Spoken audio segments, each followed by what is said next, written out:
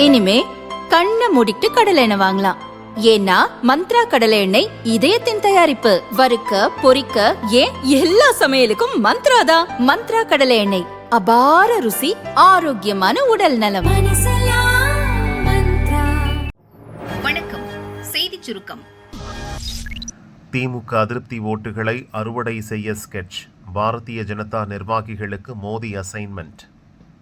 பிரதமர் மோடியின் சமீபத்திய தமிழக வருகையின் போது மதுரையில் நடந்த பொதுக்கூட்டத்தில் உரையாற்றினார். தொடர்ந்து பாரதிய ஜனதா நிர்வாகிகளை சந்தித்து பேசிய மோடி, திமுக எதிர்ப்பு ஓட்டுகளை சிந்தாமல் சிதறாமல் அல்ல, பாரதிய ஜனதா தொண்டர்கள் நிர்வாகிகள் மேற்கொள்ள வேண்டியவை குறித்து அறிவுரை வழங்கியுள்ளார்.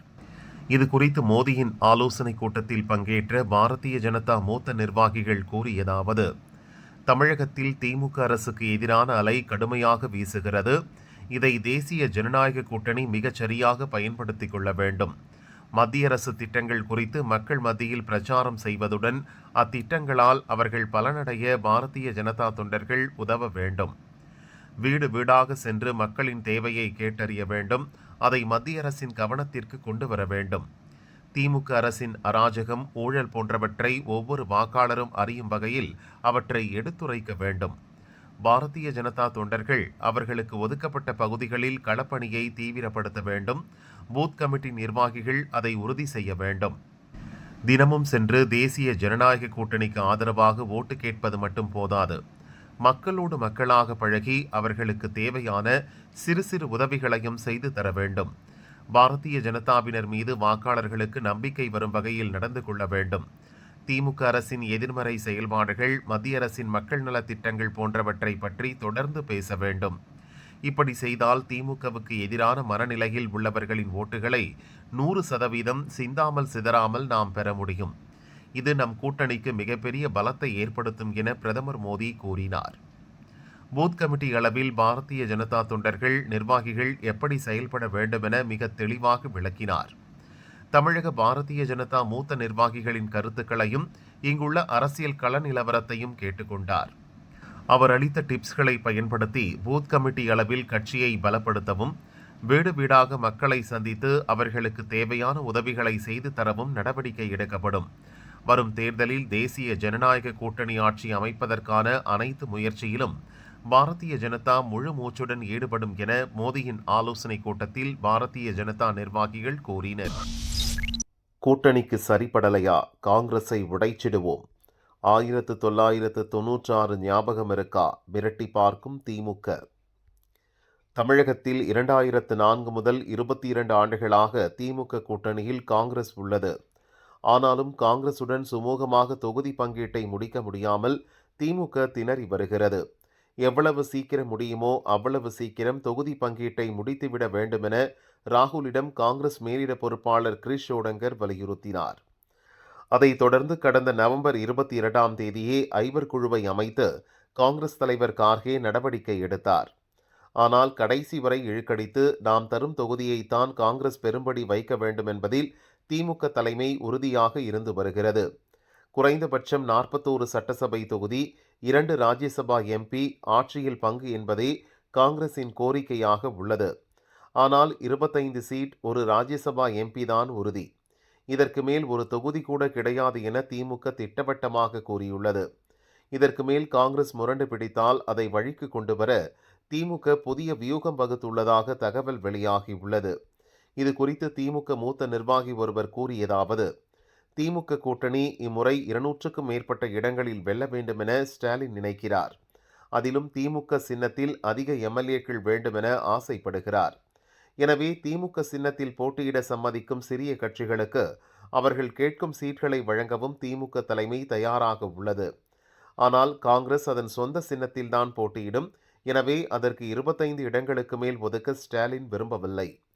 கூடுதல் தொகுதிகள் கேட்பது, ஆட்சியில் பங்கு என்ற கோஷத்தை முன்னெடுப்பது, புதிதாக அரசியலில் களமிறங்கியுள்ள தாவேக்க விஜய்க்கு ஆதரவான நிலைப்பாட்டை எடுப்பதாக மிரட்டுவது என காங்கிரஸ் தலைவர்களின் செயல்பாடுகளால் ஸ்டாலின் அப்செட் ஆகியுள்ளார்.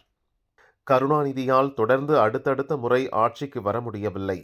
கருணாநிதி சாதிக்காததை தான் சாதிக்க வேண்டுமென ஸ்டாலின் நினைக்கிறார். எனவே திமுக கொடுக்கும் தொகுதிகளை பெற்றுக்கொண்டு காங்கிரஸ் கூட்டணிக்கு சம்மதம் தெரிவித்தால் நல்லது. இல்லையென்றால் அக்கட்சியில் திமுக ஆதரவு நிலைப்பாட்டில் உள்ள தலைவர்களை வைத்து காங்கிரஸை உடைக்கவும் திமுக தலைமை தயார். 1996ஆம் ஆண்டு மூப்பனார் தலைமையில் தமிழ் மாநில காங்கிரஸ் உருவானதை அவர்கள் மறக்க மாட்டார்கள் என நினைக்கிறோம். அப்போது போல் மீண்டும் ஒருமுறை தமிழகத்தில் காங்கிரஸ் பிளவுபட வேண்டுமா என்பதை அவர்கள்தான் முடிவு செய்ய வேண்டும் என அவர் கூறினார். எந்த நேரத்திலும் கூட்டணி உடையலாம். திமுகவுக்கு அதிர்ச்சி தரும் தேசிய கட்சி. திமுகவுடன் தொகுதி பங்கீடு இழுபறியாக செல்வதால் தாவேகாவுடன் கூட்டணி அமைக்க காங்கிரஸ் முயற்சி செய்து வருகிறது. இதுகுறித்து தாவேக வட்டாரங்கள் கூறியதாவது: திமுக கூட்டணியில் தொடருவதை காங்கிரஸ் நிர்வாகிகள் பலரும் விரும்பவில்லை. இதனால் காங்கிரசுடன் கூட்டணி அமைக்க தாவேக தரப்பில் கடுமையாக முயற்சிகள் நடந்தன.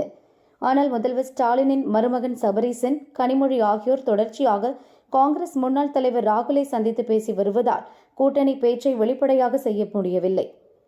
தமிழக காங்கிரஸ் மேலிட பொறுப்பாளர் கிரீஷ் சோடங்கர் தலைமையிலான குழு திமுகவுடன் தொகுதி பங்கீடு குறித்து சமீபத்தில் பேசியது. அப்போது தொகுதிகளின் எண்ணிக்கையை குறைக்கும் முடிவை திமுக சொன்னதால் உடன்பாடு ஏற்படவில்லை. இதனால் அதிருப்தியான காங்கிரஸ் மேலிடம் தாவேகாவுடன் மீண்டும் பேச்சை துவங்கியுள்ளது. அதன்படி தாவேக தேர்தல் பிரிவு மேலாண்மை பொதுச் செயலர் ஆதவ் அர்ஜுனா பிப்ரவரி 28ஆம் தேதி டெல்லி சென்று காங்கிரஸ் மூத்த தலைவர் சிலரை சந்தித்து பேசினார். தொடர்ந்து மார்ச் 1ஆம் தேதி ஹைதராபாத் சென்றார். ஆந்திராவில் இருந்து அங்கு வந்த காங்கிரஸ் எம்பி மாணிக்கம் தாக்கூரையும் ஹோட்டலில் சந்தித்து பேசினார். இதனால்தான் மார்ச் 1ஆம் தேதி நடந்த தாவேக செயல் வீரர்கள் கூட்டத்தில் ஆதவ் பங்கேற்கவில்லை என தெரிகிறது. ஹைதராபாத் சந்திப்பின் போது காங்கிரஸ் மூத்த தலைவர் வேணுகோபாலுக்கு போன் செய்த மாணிக்கம் தாக்கூர் அவருடன் ஆதவ் அர்ஜுனாவை பேச வைத்துள்ளார். தாவேகாவுடன் கூட்டணி அமைக்க காங்கிரஸில் பலரும் ஆர்வமாக உள்ளனர். கடந்த முறையை விட கூடுதல் தொகுதிகளை பெற தலைமையும் விரும்புகிறது. ஆனால் இண்டி கூட்டணியில் உள்ள கட்சித் தலைவர்கள் மூலமாக ராகுலுக்கு திமுக நெருக்கடி கொடுக்கிறது. திமுக கூட்டணியில் அதிக தொகுதிகள் கிடைக்கவில்லை என்றால் நிச்சயம் தலைமையும் தாவேகாவுடன் கூட்டணி அமைக்க பச்சை கொடி காட்டிவிடும். எனவே ஓரிரு நாட்கள் எங்களுக்காக காத்திருங்கள் என வேணுகோபால் உறுதியாக கூறியுள்ளார். சென்னை திரும்பிய ஆதவ் இது பற்றி விஜயிடம் தெரிவித்தார். அவர் தாவேக உயர்மட்ட நிர்வாகிகளை அழைத்து ஆலோசனை நடத்தினார். ஒரு சில நாட்களில் கூட்டணி விவரங்கள் வெளியாகும் என தாவேகாவினர் தெரிவித்தனர். 60இல் பணியாற்றினால் 10இல் வெற்றி நிச்சயம். நாதக எம்எல்ஏக்கள் சட்டசபை செல்வது உறுதி. தமிழக சட்டசபை தேர்தலில் முதல் கட்சியாக சீமானின் நாம் தமிழர் கட்சி 234 தொகுதிகளுக்கும் வேட்பாளர்களை அறிவித்துள்ளது.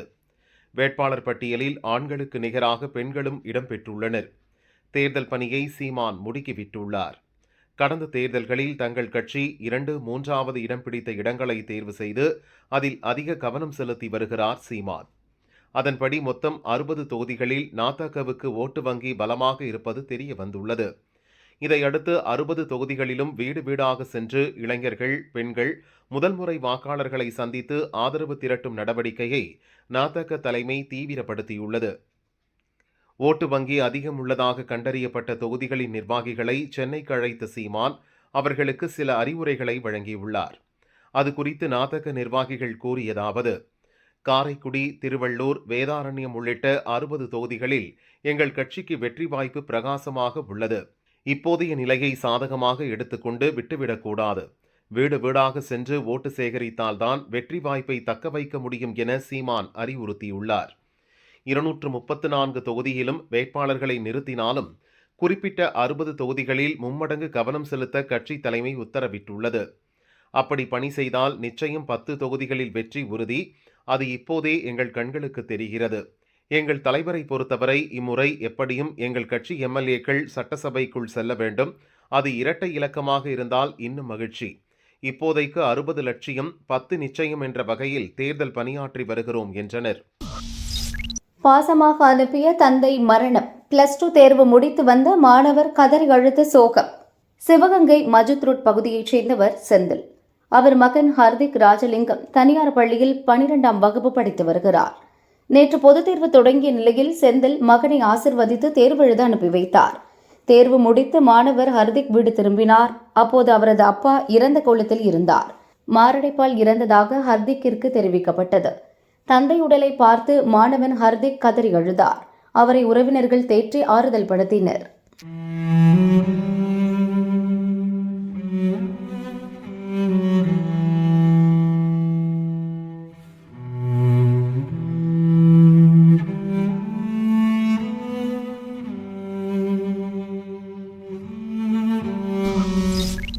வட மாநிலங்களில் ஹோலி கொண்டாட்டங்கள் துவக்கம்.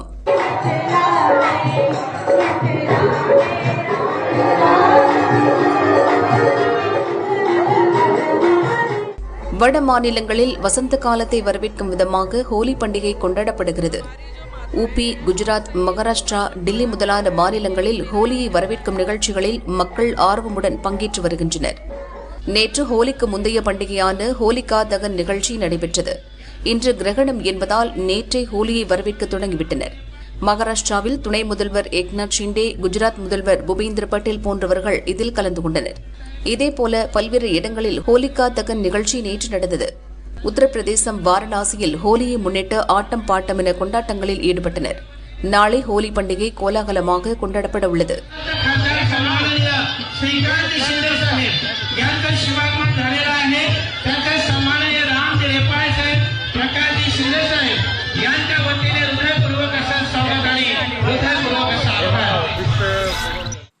பஹ்ரைன், ஜோர்டான் மன்னருடன் பிரதமர் மோடி போனில் பேச்சு. ஈரான் தாக்குதலுக்கு கடும் கண்டனம்.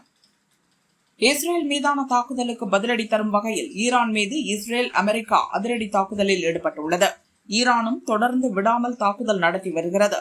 இந்நிலையில் அமெரிக்க ராணுவ நிலைகள், தூதரகங்கள் அமைந்துள்ள பஹ்ரைன், ஜோர்டான், சவுதி அரேபியா, ஐக்கிய அரபு அமீரகம் உள்ளிட்ட நாடுகளின் மீது ஈரான் குண்டு வீசி வருகிறது. ஈரான் தாக்குதலில் துபாய் விமான நிலையம் கடும் சேதமடைந்துள்ளது. மத்திய கிழக்கில் நீடிக்கும் போர் பதற்றத்தால் அந்நாடுகளின் வான் எல்லைகள் மூடப்பட்டுள்ளன. இதனால் இந்தியாவிலிருந்து அந்நாடுகளுக்கான விமான சேவையும் அங்கிருந்து இந்தியாவுக்கான விமான சேவையும் முற்றிலும் முடங்கியுள்ளது. இதற்கிடையே போர் பதற்றம் மிகுந்த நாடுகளில் வசிக்கும் இந்தியர்கள் பத்திரமாக இருக்கும்படி வெளியுறவு அமைச்சகம் அறிவுறுத்தியுள்ளது. அந்தந்த நாடுகளில் உள்ள இந்திய தூதரக அதிகாரிகளுடன் தொடர்பு கொள்ள அவசர உதவி எண்களையும் வெளியிட்டுள்ளது. பஹ்ரைன், சவுதி அரேபியா, ஜோர்டான், ஐக்கிய அரசு எமிரேட்ஸ் நாடுகளில் வசிக்கும் இந்தியர்களை பத்திரமாக பாதுகாக்கும்படி அந்நாட்டு அரசுகளுக்கு மத்திய அரசு கோரிக்கை விடுத்தது. அதை ஏற்று மேற்கண்ட நாடுகளின் அரசுகள் தக்க நடவடிக்கை எடுத்துள்ளன. இதையடுத்து சவுதி இளவரசர் முகமது பின் சல்மான், பஹ்ரைன் மன்னர் ஹமத் பின் இசா அல் கலீஃபா, UAE அதிபர் ஷேக் முகமது பின் சயீத், ஜோர்டான் மன்னர் அப்துல்லா உள்ளிட்டோருடன் பிரதமர் மோடி போனில் தொடர்பு கொண்டு பேசினார். அந்நாடுகள் மீதான ஈரான் தாக்குதலுக்கு கடும் கண்டனம் தெரிவித்த மோடி, அங்குள்ள இந்தியர்களை காப்பதில் அந்தந்த நாடுகளின் தலைவர்கள் மேற்கொண்டுள்ள நடவடிக்கைக்கு மனமார்ந்த நன்றி தெரிவிப்பதாக கூறினார். போர் பதற்றம் முடிவுக்கு வரவும் அமைதி திரும்பவுமே இந்தியா விரும்புவதாகவும், ஜோர்டான், பஹ்ரைன், UAE நாடுகளின் மக்கள் நலனில் மிகுந்த அக்கறை கொண்டிருப்பதாகவும் கூறினார். பிரதமர் மோடி ஆதரவு. இஸ்ரேல் பிரதமர் பாராட்டு. ஈரான் மீது அமெரிக்கா மற்றும் இஸ்ரேல் ஆகிய நாடுகள் தாக்குதல் நடத்தி வருகின்றன. இதன் காரணமாக மத்திய கிழக்கு நாடுகளில் பதற்றம் நிலவி வருகிறது. இது தொடர்பாக பாதுகாப்புக்கான மத்திய அமைச்சரவைக் கூட்டத்தில் பிரதமர் மோடி ஆலோசனை நடத்தினார். தொடர்ந்து இஸ்ரேல் பிரதமர் நெத்தன்யாகுவை தொலைபேசியில் தொடர்பு கொண்டு ஆலோசனை நடத்தினார். தற்போதைய சூழல் குறித்து இந்தியாவின் கவலையை தெரிவித்த பிரதமர் மக்களின் பாதுகாப்புக்கு முன்னுரிமை அளிக்க வேண்டும் என வலியுறுத்தினார். மேலும் மோதல்களை உடனடியாக நிறுத்த வேண்டும் எனவும் வலியுறுத்தினார். இது தொடர்பாக நெத்தன்யாகு கூறியதாவது: எனது சிறந்த நண்பர் பிரதமர் மோடியுடன் பேசினேன். நீண்ட நேரம் அவருடன் பேசினேன். இஸ்ரேலுடனும் உண்மைக்காகவும் துணை நிற்பதற்கு நன்றி தெரிவித்துக் கொண்டேன். இவ்வாறு அவர் கூறினார்.